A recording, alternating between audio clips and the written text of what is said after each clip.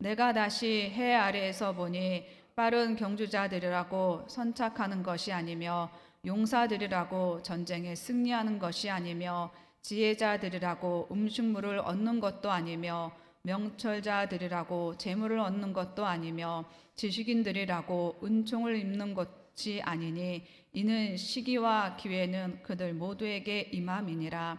분명히 사람은 자기의 시기도 알지 못하나니 물고기들이 재난의 그물에 걸리고 새들이 올무에 걸림같이 인생들도 재난의 날이 그들에게 호련히 임하면 거기에 걸리느니라.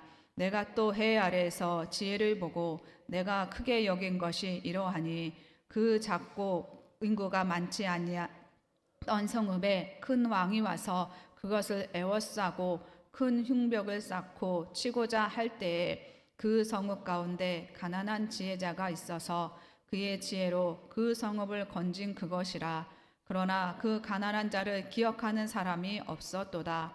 그러므로 내가 이르기를 지혜가 힘보다 나으나 가난한 자의 지혜가 멸시를 받고 그의 말들을 사람들이 듣지 아니한다 하였노라.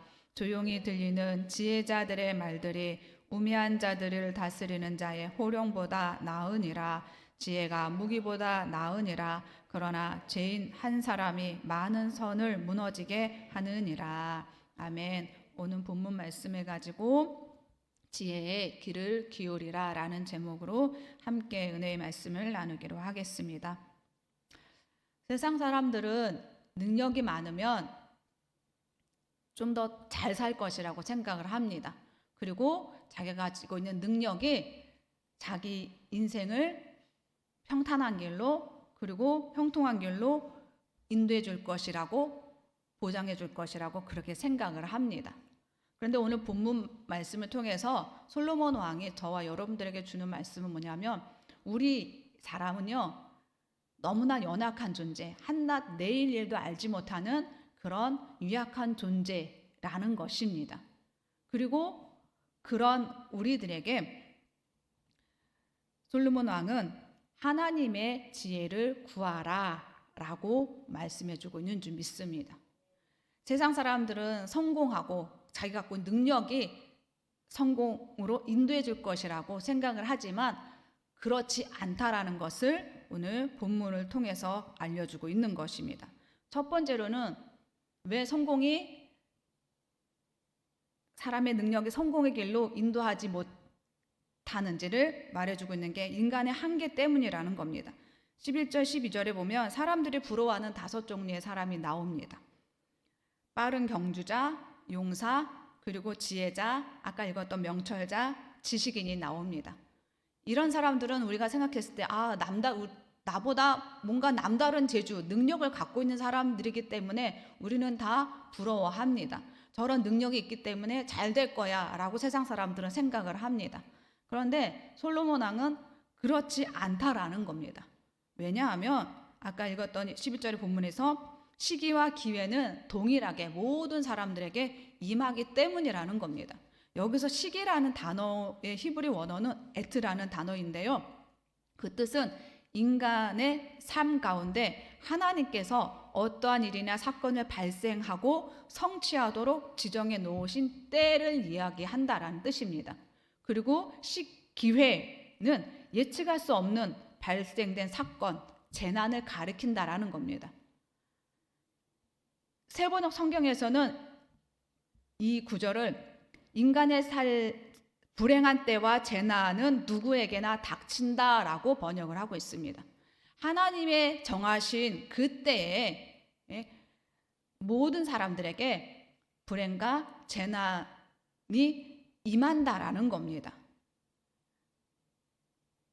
하나님께서 정하신 그 재난과 그 어려움을 통해서 많은 사람들이 가지고 있는 아무리 능력 있는 재능 있는 것들이 있다 할지라도 이 환난을 넘어갈 수 있는 이 고난을 이 하나님 정하신 이 재난을 이겨내지는 못한다라는 것입니다.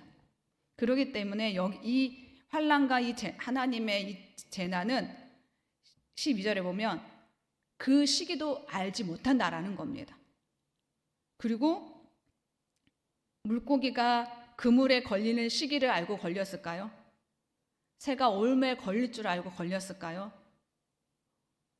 갑자기 닥친 재난이었을 겁니다. 물고기하고 새에게는. 그런 것처럼 저와 여러분의 삶 안에서도 하나님께서 정하신 그 재난과 고난이 있다라는 겁니다. 그것은 내가 모르는 그 하나님의 정하신 시기에 갑자기 온다라는 거예요. 갑자기 온다라는 표현을 호련히 임한다라고 표현을 하고 있습니다. 근데 이 호련이라는 단어는 갑자기 생각지도 못한 때에 임한다라는 겁니다. 여러분이 이렇게 갑자기 찾아오는 재난을 대비해 놓고 계십니까? 내가 대비해 놨기 때문에 이 갑자기 찾아온 고난의 재난에 나는 잘 이기고 갈 수 있습니까? 아니라는 겁니다. 어떠한 하나님이 저와 여러분에게 고난을 주실지, 재난을 주실지, 어려움을 주실지 모른다라는 겁니다. 내가 아무리 능력을, 이러한 능력, 저러한 능력 다, 아니면 여러 가지 재물 다 준비해 놓는다 할지라도 하나님의 방법으로 저와 여러분에게 단련하시기 위한 그 계획하심을 이루신다면 우리는 그것을 내 힘과 능력으로 이겨낼 방법이 없다라는 겁니다. 그것이 저와 여러분의 인간의 한계라는 겁니다. 그렇기 때문에 내가 갖고 있는 능력으로, 내가 갖고 있는 재능으로 이겨보려고 하는 것은 어리석은 일이라는 것입니다. 야고보서 4장 14절에 보면 내일 일을 너희가 알지 못하는도다. 너희 생명이 무엇이냐? 너희는 잠깐 보이다가 없어지는 안개니라. 이사야서 2장 22절에 보면 너희는 인생을 의지하지 말라. 그의 호흡은 코에 있나니 새말 가치가 어디 있느냐라고 말씀해 주신 것처럼 저와 여러분은 내일, 바로 오늘 말고 바로 내일의 일도 알지 못하는 그런 연약한 존재라는 거예요. 잠깐 있다 사라지는 안개와 같은 존재고, 우리가 호흡이 끊어지면 이 생을 다 할 수밖에 없는 그런 유약한 존재라는 거예요. 그렇기 때문에 하나님이 작정하시고 우리의 삶 가운데 재난을 주시고 어려움을 주시고 생각지도 못한 어떤 급박한 사건을 주신다면 그걸 내 힘으로 이겨낼 방법이 없다라는 거예요. 그렇기 때문에 내가 이겨내야지, 내가 잘 준비해야지, 이것은 어리석은 생각이고 하나님 앞에 교만한 마음이라는 것입니다. 그렇기 때문에 저와 여러분은 하나님 안에서 나의 한계를 알고 하나님께 의지하는 마음을 가져야 한다라는 것입니다. 자, 그러면 이렇게 우리는 하나님을 의지하는 마음, 나의 한계가 있기 때문에 하나님을 의지하는 그 지혜를 구하는 삶을 살아야 한다라는 것입니다. 그런데 오늘 본문에서 보면은요, 하나님의 지혜가 무시당하고 있는 현실을 솔로몬은 얘기해주고 있습니다. 13절에서 16절에 보면 솔로몬 왕이 예를 들었습니다. 어떤 작은 성읍에 그 이웃에 사는 큰 능력을 가진 왕이 이 성을 공격하려고 성을 둘러쌉니다. 그리고 흉벽을 만들고 이 성을 무너뜨리려고 하고 있습니다. 그런데 조금만 있으면 이 성이 무너질 수 있는 그런 급박한 상황 속에서 이 작은 성읍에는 가난한 지혜자가 있었습니다. 그 가난한 지혜자의 지혜로 이 어려움을, 이 큰 왕의 그 군대를 이길 수 있는 그 지혜를 통해서 이 어려움에서 구원받은 것입니다. 근데 이렇게 이 성이 무너지는, 모든 백성들이 몰살될 수 있는 그런 위급한 상황 속에서 구해줬는데, 당신으로 말미암아 우리가 건짐을 받았습니다, 구원받았습니다, 너무 고맙습니다 하고 감사해야 되는데 그렇지 않았다는 거예요. 이 지혜자가 가난하다는 이유로 이 지혜자를 잊어버리고, 그리고 그의 말을 무시하는, 그런 일이 있었다라는 것을 솔로몬 왕은 얘기해 주고 있습니다. 이것을 통해서 저와 여러분에게 말해주고 있는 건 뭐냐면 이 작은 성에 생각지도 못했던 이웃에 사는 큰 왕이 공격해오는 그런 환난을, 어려움을, 고난을 당했을 때 지혜자가 구원해 줬다라는 겁니다. 그렇기 때문에 저와 여러분의 삶 또한도 이 예와 같이 아주 연약하고 유약한 존재라는 겁니다. 이 작은 성읍처럼.